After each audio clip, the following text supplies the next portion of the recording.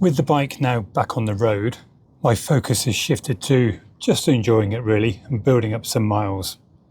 The paintwork does need doing, and I'll probably get that done over this coming winter.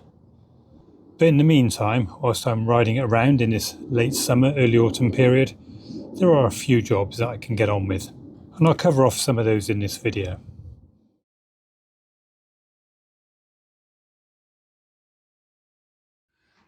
A part that I'm sure is missing on many a Moto Guzzi nowadays is the seat strap, or the pillion handle as Moto Guzzi seem to call it. Of course, it was missing on my bike, so I've had to make my own. I started off with some leather strapping, which I ordered off eBay. This is 19mm width, something a little bit wider, maybe more suitable. And unlike the original Guzzi item, it is not stitched. But I'm pretty sure you can get stitched leather strapping as well. After cutting the strapping to length, I've added a couple of eyelets for it to hook onto the bike. These are available with the required tooling on Amazon. Fairly cheap, I think 20 quid I paid for mine. I got the tool to punch the hole and the tool to actually crimp the eyelets in place, along with a bundle of plain silver coloured ones and brass coloured ones. I think it's fair to say these are not super high quality items, but they'll do. Looking at the Moto Guzzi parts catalogue, it would appear that one side of the strap is attached directly to the frame, and the other side is hooked over a tab with a split pin or an R-clip, so it can be easily removed, which of course is required to access underneath the seat. So rather than bolt the fixed end directly to the frame, I've actually turned up a little adapter from some 17mm stainless hex. On one side I put an M8 thread, that's the side that goes into the frame, and on the other side an M10 thread, which is not threaded all the way down to give some free play for the strap when it's in place. For the non-fixed end, I've turned up another piece, again using 17mm hex, one side threaded at M8 to attach to the frame, and then the other side is just a plain shaft just under 10mm with I think it's a 3mm hole through the end for an R-clip to go through. The idea of this adapter for the fixed end is to avoid me having to stick my hand up under the mudguard to remove the strap from this side, so it can be bolted semi-permanently on this side into the frame, and then from the outside I can just loop the strap over and put a washer or two and a nut to hold it in place. I'm fitting a penny washer on this side. No particular reason. I think it looks a little bit better. Getting in on the back here is quite busy, of course, because it's right above the brake manifold and the brake light switch. And I'd rather not be having to do this every time I want to take the strap off.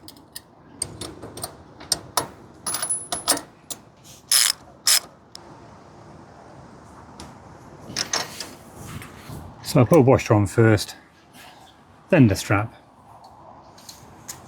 another washer, and a nylock nut.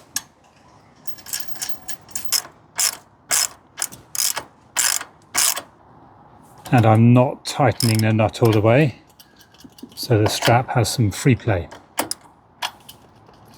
Being a nylock nut, it shouldn't come off. And likewise on this side, a penny washer. And of course, it's not quite so busy on this side inside the frame.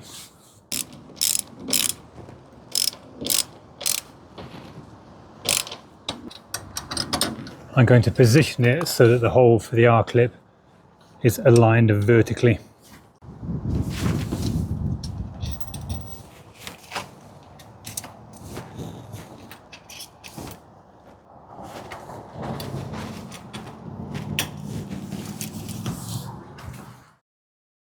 Ignoring that the seat really needs a clean, I think that looks pretty good. However, I'm not sure I'd want to rely on that as a pillion handle. Certainly not with my rather thin piece of leather. But as I don't have foot pegs, I don't need to worry too much about pillions.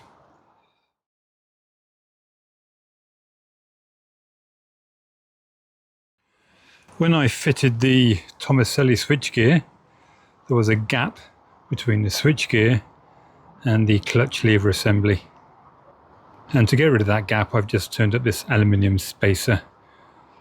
It really does need to be coated, ceramic coated, matte black, like the clutch lever assembly, but it's certainly better than having a big gap there.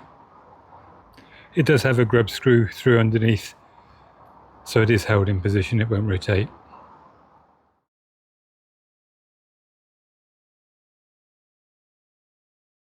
I should mention mirrors, not least that I haven't got any fitted. Because I don't have the correct master on the right handlebar, there is no provision for fitting a mirror to it. It was an awful solution on the bike when I had it with this bracket attached to the reservoir, but no, I won't be fitting that.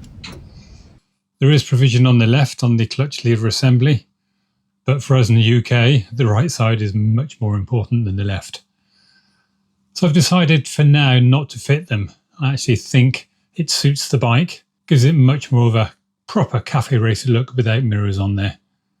It does mean, of course, that I need to be spending a lot of time looking over my shoulders. If and when I get around to changing the front master, I might reconsider that. I certainly don't want to be fitting bar end mirrors. I don't think they look very good at all. As for that voltmeter, it's not sitting very level, not horizontal, and that troubles me. Next time I have the console off, I'll straighten that up.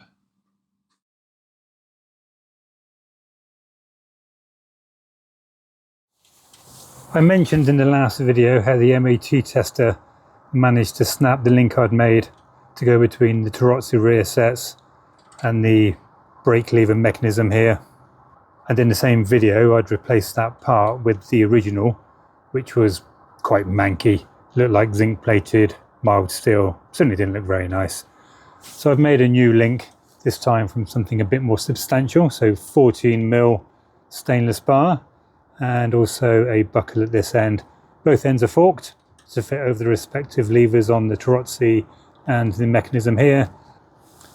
And to secure it in place, I've made a couple of screws, again from stainless.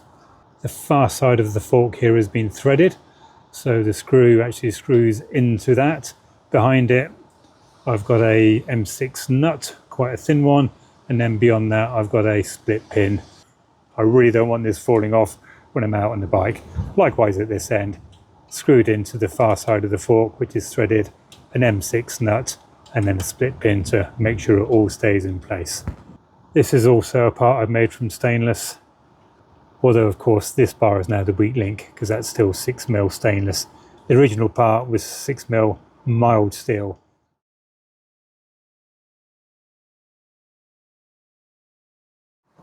Let's just talk about the exhaust for a minute. I've got these black headers with the balance pipe, and I'm pretty sure that this is not a Le Mans 3 setup.